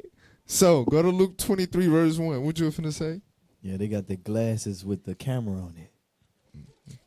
They watching, recording everything. Hey, I'll pray to the Most High. Oh, That's why we going over this stuff. Luke 23, verse 1. Luke chapter 23, verse 1. Go ahead. And the whole multitude of them arose and led him unto Pilate. And they began to accuse him, saying, We found this fellow perverting the nation. So this they report to the white man. We found this man perverting the nation. Go ahead. And forbidding to give tribute to Caesar. You see that? Was Christ doing that? Hell no. This is crazy. But this is the type of stuff they gonna say. This is the propaganda. We teaching people to be sovereign, and I'm telling you, they waiting for that type of stuff to slip out of our mouth. It ain't gonna happen. Y'all just gonna have to lie. For real. We all pay taxes in this joint and don't Right. plan on stopping. Yeah. For real. Come on. Saying that he himself is Christ, a king. Read. And Pilate asked him, saying, Art thou the king of the Jews? Come on. And he answered him and said, Thou sayest. He said, thou sayest. Go ahead. Then said Pilate to the chief priests and to the people, Uh-huh. I find no fault in this man. Man, I don't see. Man, this dude ain't did nothing. Go ahead. And they were the more fierce, But that only inflamed the niggas more. Read. saying, He stirreth up the people. He what? He stirreth up the people. Come on. Teaching throughout all Jewry, beginning from Galilee to this place. Right. So they were saying that Christ was stirring up the people to be seditious against the government. All right. Now, give me Acts 24, verse 1. So it wasn't just Christ, but his followers, his disciples had to drink of that same cup, which we will as well. Acts 24, verse 1. The book of Acts chapter 24 and verse 1. Come on. And after 5 days, Ananias the high priest ascended with the elders, and with a certain orator named Tertullus. Right. So they hired this very eloquent speaking, smart, big word using, you know what I'm saying? Nigga. Go ahead. Who informed the governor against Paul. Who informed the governor against Paul. Wow. Read. And when he was called forth, Tertullus began to accuse him, saying, Seeing that by thee we enjoy great quietness, and that very worthy deeds are done unto this nation by thy providence. We accept it always and in all places, most noble Felix, with all thankfulness. Come on. Notwithstanding that I be not further tedious unto thee, I pray thee that thou wouldest hear us of thy clemency a few words. For we have found this man a pestilent fellow. Wow. A pestilent fellow. Bruh, stop it. Come on. And a mover of sedition among all the Jews. Y'all see that? The same thing they said about Christ. He stirreth up the people. A mover of sedition among Jews. Go ahead. Throughout the world. Come on. And a ringleader of the sect of the Nazarenes. A ringleader of the sect of the Nazarenes. So what did he just call it? The truth back then? Put it on the screen. Sect. A group of people with somewhat different religious beliefs, typically regarded as heretical, from those of a larger group to which they belong. Similar words. Religious cult. What? Religious cult. Y'all, it's nothing new under the sun. They're a cult. That's propaganda. That's like the main propaganda they put on us. That we a cult. I don't get it. Man, how many of y'all got initiated? You know what I'm saying? Who didn't have something done to them in this joint? Some of y'all was in real deal Greek. Y'all didn't really did stuff. But the Lord forgave you. It's all good. Yeah. But y'all know, y'all done did stuff. You know what I'm saying? You ain't do none of that up in here, but come with your Bible. That's right. What you had to do with your pink? That's the propaganda they put on us. I go to Acts 25 and 7. The book of Acts, Yeah. chapter 25 and verse 7. Come on. And when he was come, the Jews which came down from Jerusalem stood round about, and laid many and grievous complaints against Paul, which, they could not prove. Which what? Which they could not prove. They can never prove the propaganda. It's just the fact that it's propaganda. You get enough people saying it and saying it often, people just gonna believe it, even though it can't be proven. But watch this. While he answered for himself, neither against the law of the Jews, Read. neither against the temple, nor yet against Caesar, have I offended anything at all. And that's how we gotta be. And we're gonna get into that, right? But that's, go back to Revelation 12. Revelation 12, verse 16 now. The book of Revelation, chapter 12 and verse 16. Go ahead. And the earth helped the woman. So, despite all the propaganda, it says the earth helped the woman. Go ahead. And the earth opened her mouth and swallowed up the flood which the dragon cast out of his mouth. It swallowed up the lies. So what is that earth? Psalm 85 and 11. Psalm 85 and 11. Come on. The book of Psalms, chapter 85 and verse 11. Truth shall spring out of the earth. Truth shall spring out of the earth. Go ahead. And righteousness shall look down from heaven. In righteousness. So the truth, the word of God, and us applying it, which is righteousness, is what helps us against the propaganda that they push. They say we are called and we this and we that, but then you see us and we cleaning up the community and we stopping the violence. You know what I'm saying? Yes, sir. So same thing with Paul. It's like I ain't doing none of the stuff they talking about. Check my resume. I'm clean. I got Roman citizenship and everything. You know what I'm saying? So go back to Revelation 12, 17. Revelation. So is the dragon gonna stop because his flood got swallowed up? No. Read that. Watch this. Revelation chapter 12 and verse 17. Come on. And the dragon was wroth with the woman and went to make war with the remnant of her seed. Right. So the dragon is now pissed because the truth continues to grow and flourish despite their propaganda.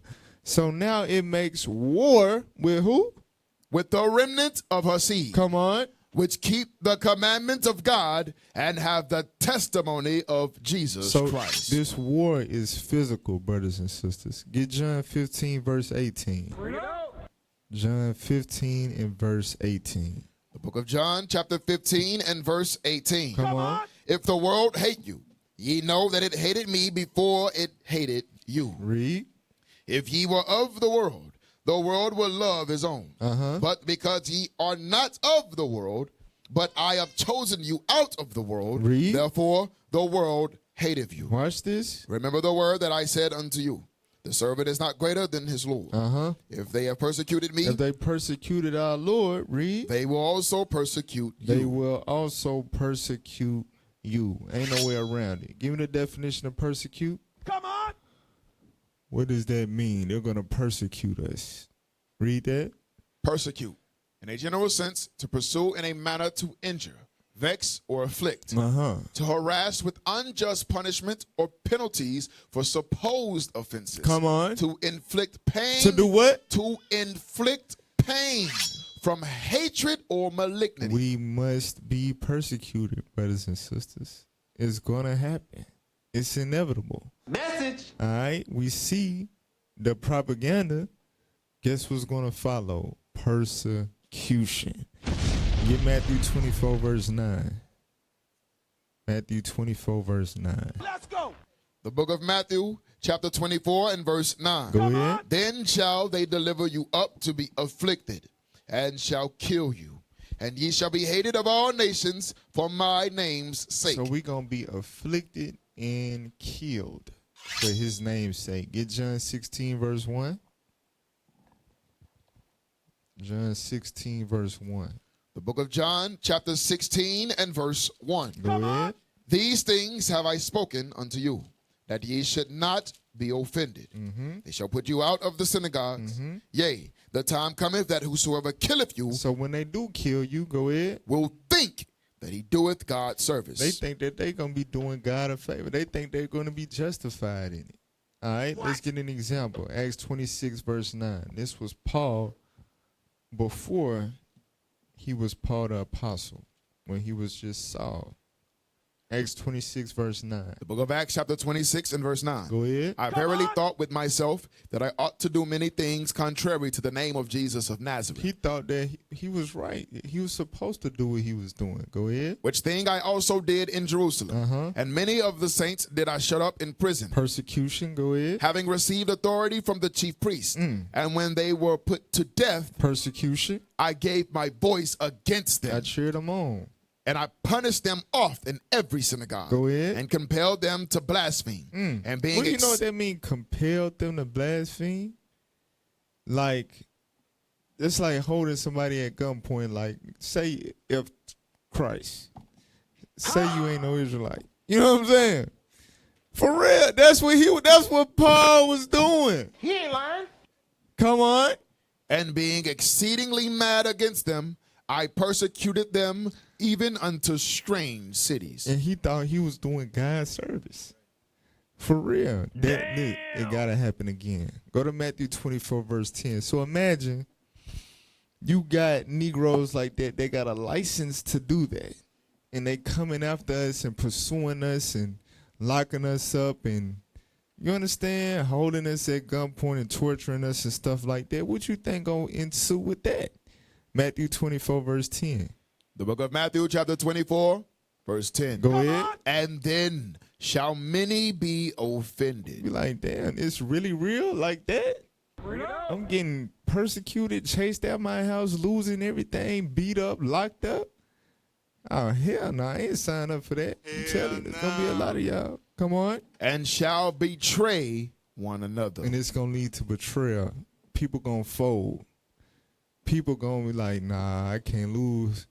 I can't lose my job. I can't lose my freedom. I can't lose my life. I can't lose my wife. I can't lose my kids. And they going to give each other up. Brothers and sisters going to be giving each other up. Damn. Come on. And shall hate one another. Now go to Mark 13, verse 12, just to see how close it can get. The book of Where Mark. the betrayal can come from. Read that. Mark chapter 13 and verse 12. Read. Now the brother shall betray the brother to death. Damn. Come on. And the father the son. Damn. And children shall rise up against their parents. And shall cause them to be put to death. And ye This is gotta happen.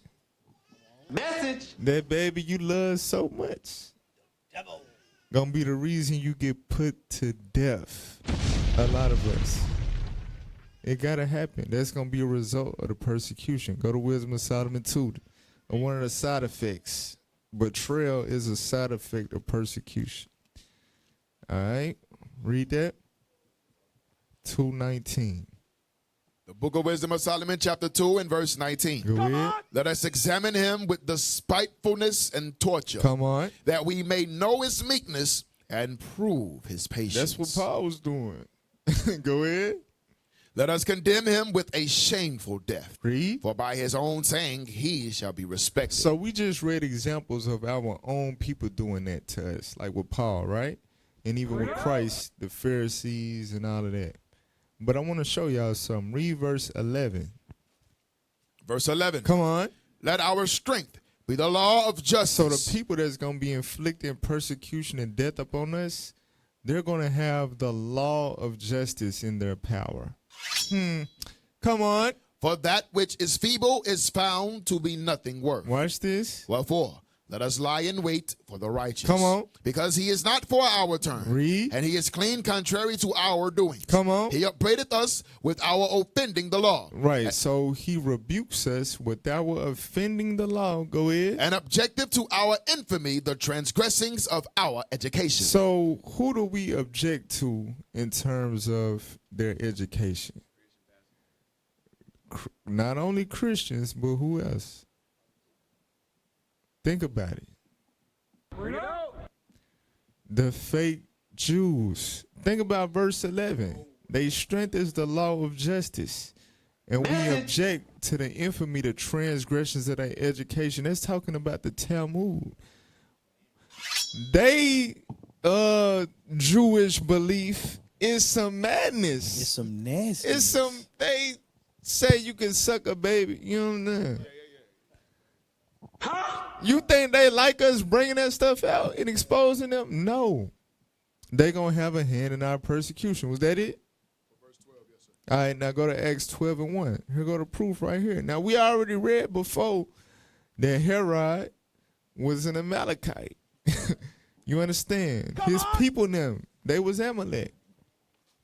Read what you got. The book of Acts, chapter 12 and verse 1. Read. Now about that time, Herod the king stretched forth his hands to vex certain of the church. And he killed James, the brother of John, with the sword. Right. So who began to persecute us and kill us? So it went beyond wicked Jake. Now the white man, you understand, killing us. The white man that has the authority to do it without any penalty whatsoever. Now, I'm going to have to skip this history I had written down. Go to 2nd Ezra 16. So I was going to go over the history of the Greeks, but I don't got time. All right? But the Greeks did the same thing as well. 2nd Ezra 16:68. Second And what Ezra. the Greeks did was the first cycle of what we're about to read, because what we're about to read is for us in these last days. But it happened to our forefathers in the Greek captivity as well, or it rhymes, like the dude said. 2nd Ezra 16:68. Second Ezra, chapter 16 and verse 68. Go ahead. For, behold, the burning wrath of a great multitude is kindled over you, and they shall take away certain of you and feed you, being idle, with things offered unto idols. Right. So they're going to compel us to blaspheme. Certain of us is going to fold. And it's telling you the certain that's going to fold is them that are being idle. Give me Sirach 33:27 to expound on that. The brothers and sisters that's going to fold. Read what you got. The book of Ecclesiasticus, chapter 33 and verse 27. Come on. Send him to labor, that he be not idle. Why? For idleness teacheth much evil. Because idleness teaches much evil. So when it pop off and they come after us, it's going to be some of us that ain't studying, that ain't praying, that ain't applying. We caught up in the same evils as everybody else. We just got fringes on our shirt. We going to get caught lacking when the pressure get applied. We not going to be in the spirit. And we going to fold and give in to their agenda. So go back to 2nd Ezra 16. That's why I'm telling you, better not be idle. Don't let your kids be idle either. Because we just read the children shall do what? I know you, Ezekiel 14, you can't deliver son or daughter, but that don't mean don't teach them. Right. If you neglect the nourishment of your kids and the admonition of the Lord, you gonna be good, but you're gonna be put to death by your child. You understand? That's not built up and rooted in his faith. Understand that. None of us can be idle in this truth. 2nd Ezra 16:69. 2nd Ezra chapter 16 and verse 69. Go ahead. And they that consent unto them shall be had in derision. But the people that do fold, that consent unto them, and think they making a deal to save their life, they gonna be had in derision. Go ahead. And in reproach, and trodden underfoot. Right. Just like in every movie, whenever somebody betrays somebody, like, hey, tell me where such and such at. Oh, okay, this is address, da-da-da. Thank you. Bow. You still gonna die. That's the point. So it ain't worth it. You just get built up so you can endure that. All right, read on. Verse 70. For there shall be in every place and in the next cities a great insurrection upon those that fear the Lord. That's Revelation 12:17. He gonna make war with the remnant that keep the commandments and the faith of his son. Go ahead. It should be like madmen, sparing none, but still spoiling and destroying those that fear the Lord. Y'all see that? That's what's ahead of us. They're going to be spoiling and destroying us. Read on, watch this. For they shall waste and take away their goods. Right. For those of y'all that spend all y'all time just getting all these wonderful materialistic possessions, they going to take it. Come on. And cast them out of their houses. Read. Then shall they be known, who are my chosen. Yeah, I'm going to stop going to camp for 6 months so I can work 3 jobs to get this big, beautiful house. They ain't going to throw you out of there. Huh? Damn! Government gonna come take your house. Your last name, what? You know what I'm saying? Shit. Verse 73. Then shall they be known who are my chosen, and they shall be tried as the gold in the fire. Right, they shall be tried as the gold in the fire. So we got to go through this stuff, y'all. So it will behoove us to do what? Prepare. Go to 2nd Ezra 16 and verse 40. 2nd Ezra chapter 16 and verse 40. Come on. O my people, hear my word. Make you ready to the battle. Do what? Make you ready to the battle. What it mean to make ready? To prepare. And what's the battle? The war from the dragon. You understand? Come on. And in those evils be even as pilgrims upon the earth. Right. So those evils are going into what? Pandemonium, propaganda, and persecution. We got to prepare for those three things. So how do we prepare? I don't got to skip a lot of stuff. So for Pandemonium, go to 2 Timothy 2. Let's go. I'm going to just make a couple of points. 2 Timothy 2 verse 4.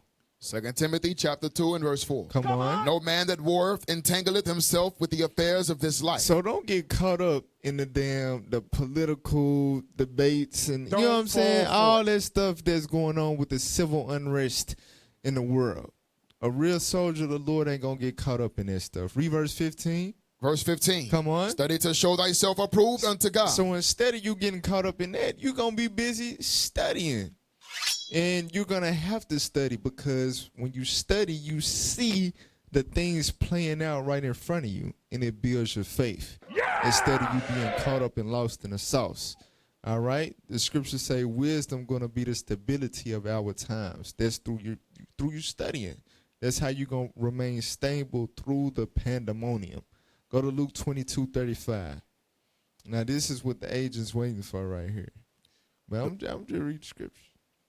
The book of Luke, chapter 22 and verse 35. We got to bring it out. Come on. And he said unto them, when I sent you without purse and scrip and shoes, lacked ye anything? And they said, nothing. Read. Then said he unto them, but now he that hath a purse, let him take it, and likewise his scrip. And he that hath no sword, let him sell his garment and buy one. That's what Christ said. We got wives and kids we got to defend. Didn't David had to defend the women and the children? Yeah. Come on. Matthias, his sons. You know what I'm saying? You just gonna let them just, you know what I'm saying? Nah, hey, That's right. we got to prepare. You spending money on donut holes and zebra cakes. You need to be getting some joints. You feel me? Now go to Proverbs 21 and 20. I'm going to just leave it right there. Yeah, Proverbs 21 and 20. Yes, sir. Because it's going down. We read because of the lack of bread, they going to be breaking into people's houses.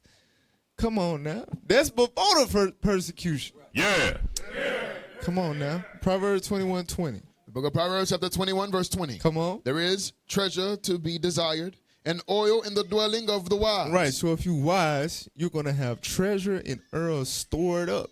Go ahead. But a foolish man spendeth it up. But somebody that's foolish, they don't understand, they don't believe the stuff that we read. They just going to spend everything they get. Huh? That's foolish. If you wise, you're going to store it. You know what I'm saying? You're going to store up goods and things. You're going to have a pantry. You're going to have savings. You know what I'm saying? Thus saith the Lord.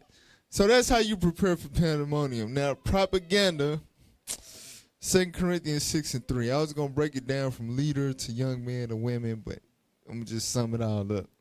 2 Corinthians chapter 6 and verse 3. Go ahead. Giving no offense in anything, that the ministry be not blamed. Because remember, Acts 25, right? They brought forth grievous complaints that they could not prove. And Paul was like, listen, it's all lies. There's nothing that I can actually be accused of. That's how we got to move. That's how we got to operate. 1 Peter 3, verse 13.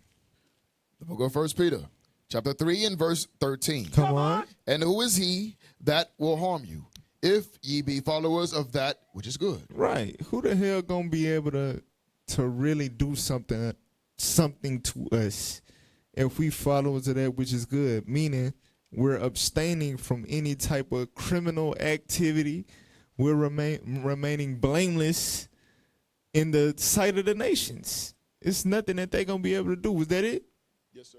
Go to 1 Peter 4, verse 15. 1 Peter chapter 4 and verse 15. Come on. But let none of you suffer as a Right, murderer. because Revelation 12 said they're going to be wroth. So they're going to pass laws and make it to where they just going to be able to persecute us just because. So suffering is inevitable. But Peter said, if you going to suffer, don't suffer as what? As a murderer, Uh-huh. or as a thief, or as an evildoer, or as a busybody in other men's matters. So in other words, nobody should be fulfilling the propaganda that they put out about us. And they say we a hate group. They say we hate white people and all that. Don't be out here putting your hands on white people. You know what I'm saying? Come on. Don't be out here doing evil stuff. Don't fall for it. We teach, the Bible teach to be a law-abiding citizen. That's right. Remember, Pontius Pilate said, I don't find nothing I can do. Ain't no fault in this man. That's how we got to be. All right? Now, to prepare for persecution. Matthew 10:23. Damn. The book of Matthew chapter 10 and verse 23. Come on. But when they persecute you in this city, flee ye into another. For verily I say unto you, ye shall not have gone over the cities of Israel till the Son of Man be come. So Christ telling the disciples, when they persecute, not if, when, flee to the next city. Go to Acts 1. I got to skip over a point I really want to make. But think about it. Just go and get it to me. 2 Ezra 16:41. The book of 2 Ezra chapter 16 and verse 41. Watch this. He that selleth, let him be as he that fleeth away. Right. So you might have a flourishing business. When this stuff pop off, your ass better be ready to lead that business. Yeah. Don't be attached to nothing. Go ahead. And he that buyeth as one that will lose. Come on. You got some good investments. So what? Go ahead. He that occupieth merchandise as he that hath no profit by it. Read. And he that buildeth as he that shall not dwell therein. Come on. He that soweth as if he should not reap. So also he that planteth the vineyard as he that shall not gather the grapes. Read. They that marry as they that shall get no children. Honeymoon cut short. It is what it is. Meaning you got to be ready with, like what it's in the movie Heat. In 30 seconds, everything changed. You got to be able to forsake to hell with it. I know I've been working 5-10 years for this. Hey, it's time to go. It's time to go. Yeah. We got to remember Lot's wife. So now go give me that, what I say, Acts 8 and 1. When you get persecuted in one city, flee to the next. Read. The book of Acts chapter 8 and verse 1. Read. And Saul was consenting unto his death. And at that time, there was a great persecution against the church, which was at Jerusalem.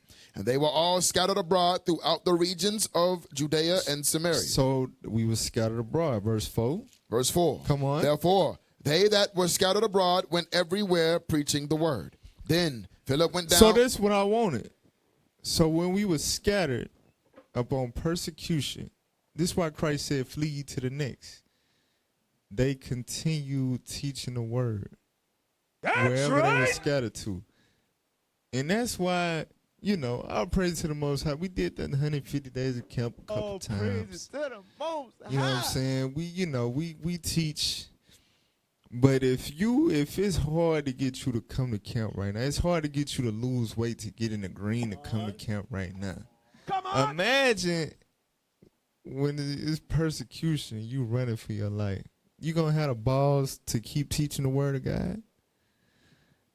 But that's what's commanded. That's what's expected of the faithful saints. Message. If you plan on receiving salvation, that's what you're gonna have to do. Yeah. Brothers, we gotta prepare for that now. Everybody understand that?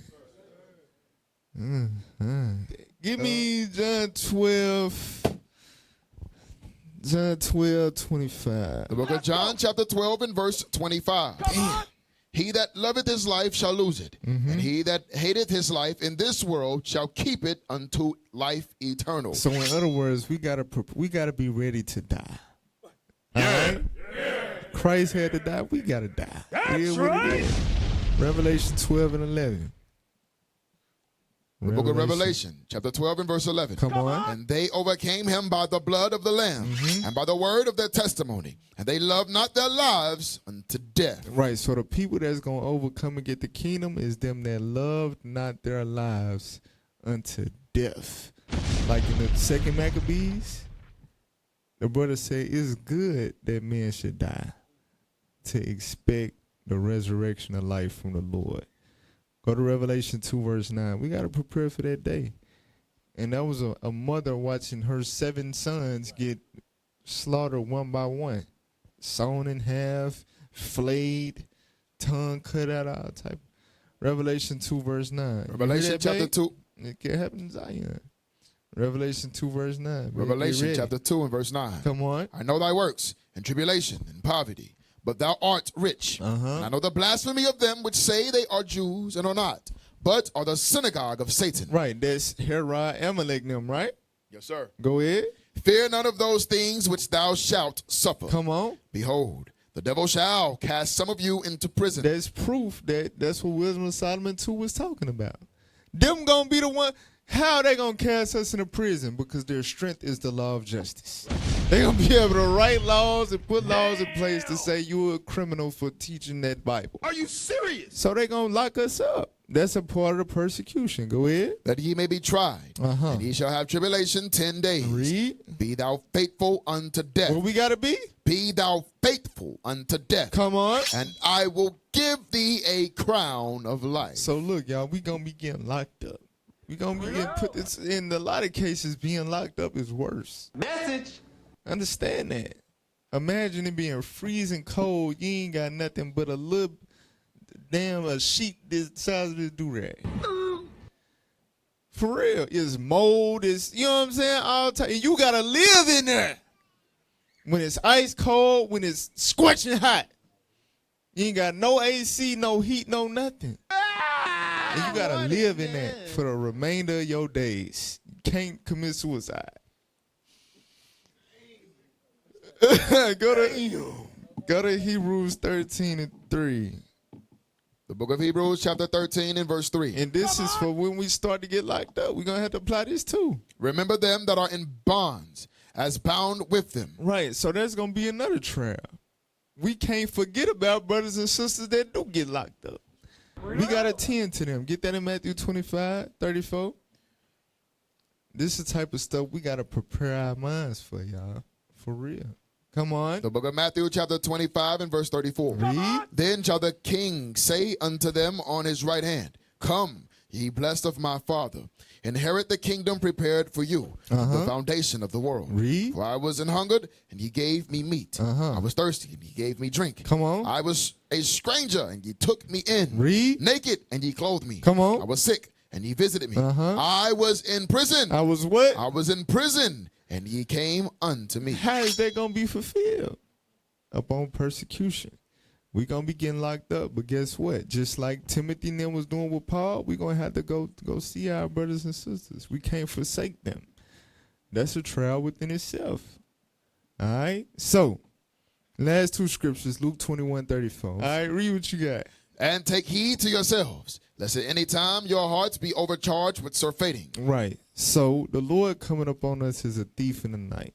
This stuff going to be popping off. We at the precipice right now. I don't think we understand. This why you gotta watch the news. You see the stuff going on. You link it with the scriptures. You just never know when it can go on and really get to going. So you don't want to be caught unawares because you're not paying attention and you're not studying. Go ahead. And drunkenness and cares of this life. And so that day come upon you unawares. For as a snare And shall the it... cares of this life. It's a brother right now. I'm finna read it. He not with Arkansas, thank the Lord, but it's probably some of y'all thinking about, I don't know. What? I'm finna read y'all something.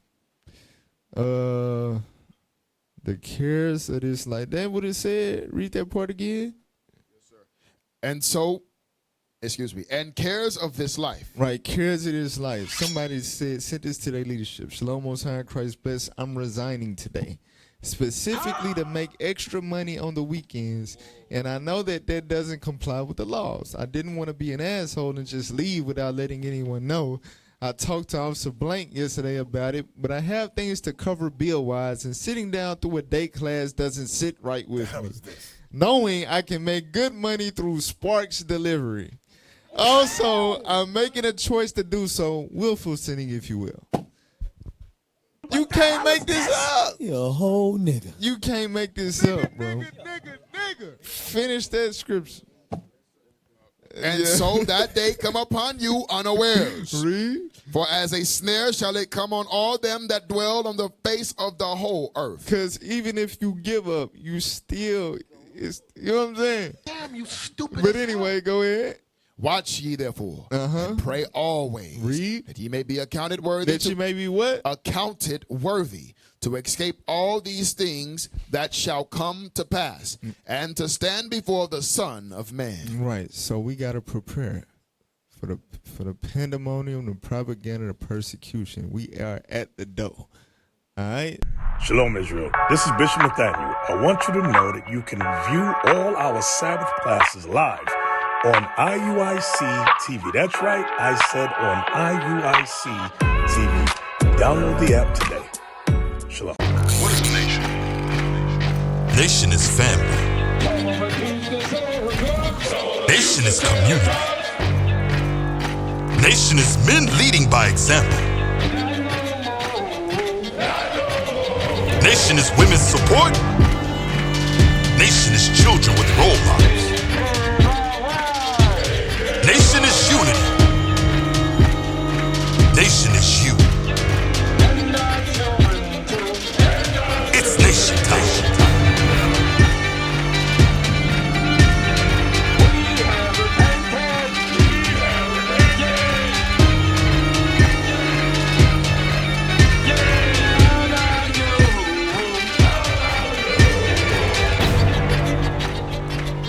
And finally, my brethren, be strong in the Lord. His word